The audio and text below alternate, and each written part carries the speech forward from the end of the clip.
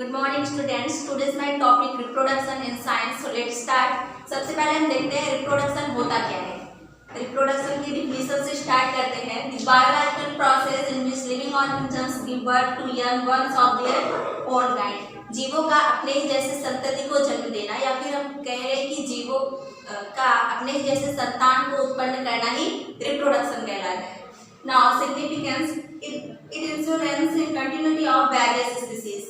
ठीक, जीवों में ये क्यों जरूरी होता है? किसी भी ऑर्गेनिजम्स को या फिर कहें कि उस ऑर्गेनिजम्स की स्पीसीज को, ठीक है, उसकी कंटिन्यूटी को बनाए रखने के लिए रिप्रोडक्शन बेहद जरूरी होता है। उसके बाद हम बात करते हैं रिप्रोडक्शन के टाइप्स की। रिप्रोडक्शन 2 टाइप्स होते हैं, asexual reproduction and sexual reproduction. तो सबसे पहले हम asexual reproduction and sexual reproduction के कुछ पॉइंट्स देखते चलते हैं। सबसे पहले स्टार्ट करते हैं एसेक्सुअल में।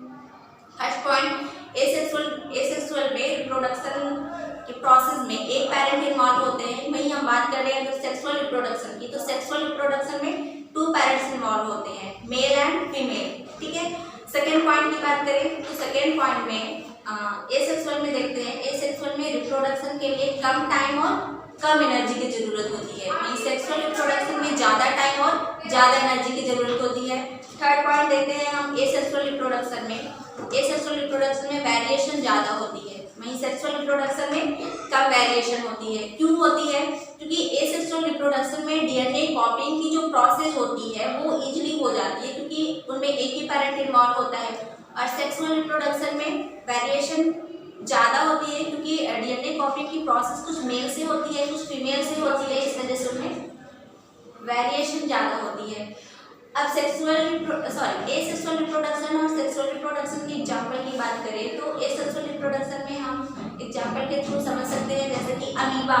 ठीक, अमीबा जब मेच्योर हो जाता है, उसे रिप्रोडक्शन की ज़रूरत होती है, तो वो अपने जैसे अमीबा का वेट नहीं कर रहा होता है। वो अपने बॉडी पार्ट से पहले न्यूक्लियस डिवाइड होता है, सेल डिवाइड होता है, और इस तरीके से उसमें दो डॉटर सेल बनती है। इस तरीके से दो अमीबा का रिप्रोडक्शन होता है। सेक्सुअल रिप्रोडक्शन में एग्जांपल की बात करें तो ह्यूमंस में हम सभी जानते हैं कि ह्यूमंस में यानी कि सेक्सुअल रिप्रोडक्शन में 2 पेरेंट इन्वॉल्व होते हैं, मेल एंड फीमेल।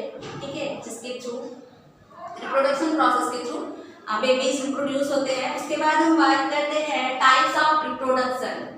वो तो हमने देखा ही, types of reproduction, asexual and sexual reproduction.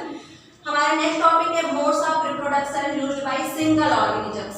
ठीक है, यानी कि अब हमें पढ़ना है सिंगल ऑर्गेनिजम्स में, यानी कि एसेक्सुअल रिप्रोडक्शन में जितने भी टाइप से रिप्रोडक्शन होता है एक एक करके हमें देखना है। तो इसमें आते हैं fission, budding, spore formation, fragmentation and regeneration. ठीक है, तो सबसे पहले हम स्टार्ट करते हैं फिजन से।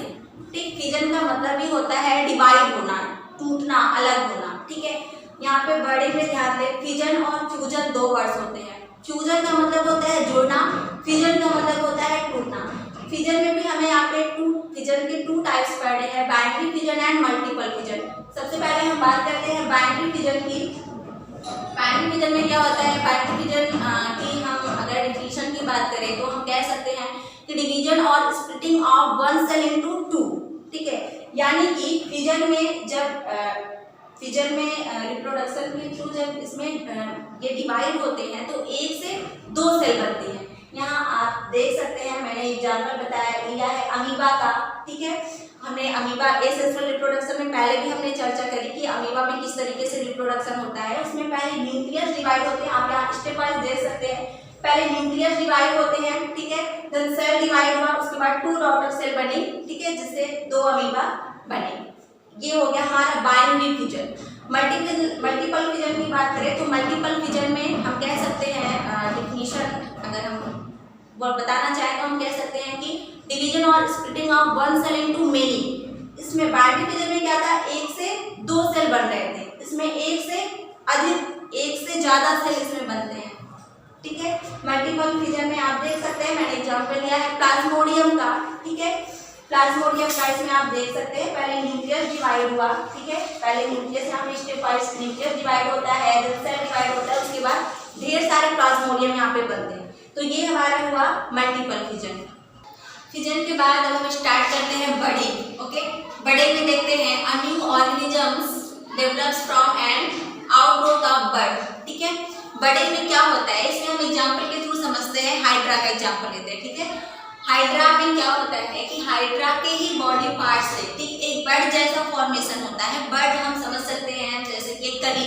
ठीक है, बड जैसा फॉर्मेशन होता है। उसके बाद धीरे धीरे धीरे करके जब वो मैच्योर हो जाता है, ठीक, आप यहाँ पे देख सकते हैं स्टेप वाइज यहाँ पे, ठीक है, इससे कुछ बड़ा। उसके बाद जब धीरे धीरे करके जब वो मैच्योर हो जाता है तो वो अपने पेरेंट बॉडी पार्ट से अलग हो जाता है। ठीक, अपने पेरेंट बॉडी पार्ट से अलग होकर के ठीक तो जहाँ पे गिरता है वहां से फिर एक नए हाइड्रा की ग्रोइंग स्टार्ट हो जाती है।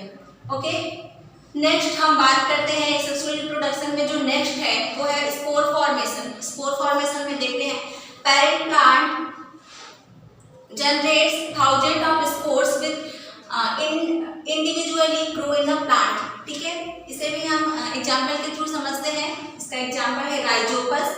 ठीक है, जैसे एग्जांपल के लिए जैसे ब्रेड है या रोटी है। ठीक है, जब उस पर फंगस लगता है, ठीक है, यहाँ पे आप देख सकते हैं जब उस पर फंगस लग जाता है और जब उसकी ग्रोइंग स्टार्ट होती है, ठीक, ग्रोइंग स्टार्ट होने के बाद जब वो मैच्योर हो जाता है तो उसका जो ऊपरी पार्ट होता है इसमें क्या होता है, इसमें स्पोर्स प्रेजेंट होते हैं। जब वो मैच्योर हो जाता है तो ये फट जाता है, स्पोर्स बाहर आ जाते हैं। ठीक है, एयर में फैल जाते हैं और उसके बाद जब वो अपने लिए एक अच्छा फेवरेबल कंडीशन या फेवरेबल स्पेस हम कहें पाता है तो वहाँ से फिर ठीक है कोई भी रोटी या ब्रेड, ठीक, उस पर उसके जो हवा में स्पोर्स होते हैं, जो फेवरेबल कंडीशन उसे मिलता है तो वहाँ पे उस रोटी या ब्रेड के पास आता है और वहाँ से अपनी ग्रोइंग स्टार्ट करता है। ठीक, ये हुआ स्पोर फॉर्मेशन। एग्जाम्पल हमने देखा राइजोपस का। नेक्स्ट हम नेक्स्ट पॉइंट जो हमारा है फ्रेगमेंटेशन। ठीक, फ्रेगमेंटेशन नाम से क्लियर है, फ्रेगमेंट होना, टूटना या अलग होना। ठीक, डिफिनेशन देखते हैं।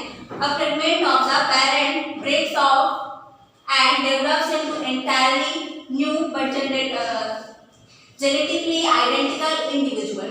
ठीक है, इसके एग्जाम्पल के थ्रू हम समझते हैं इसमें क्या होता है। इसमें जैसे हम एग्जाम्पल लेते हैं स्पाइरोगाइरा का।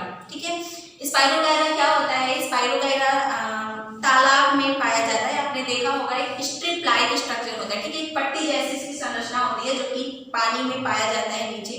इसमें क्या होता है, इसमें जो पेरेंट बॉडी होती है, ठीक है, इसमें जो पेरेंट बॉडी होती है वो फ्रेगमेंट हो जाती है, टूट जाती है किसी वजह से।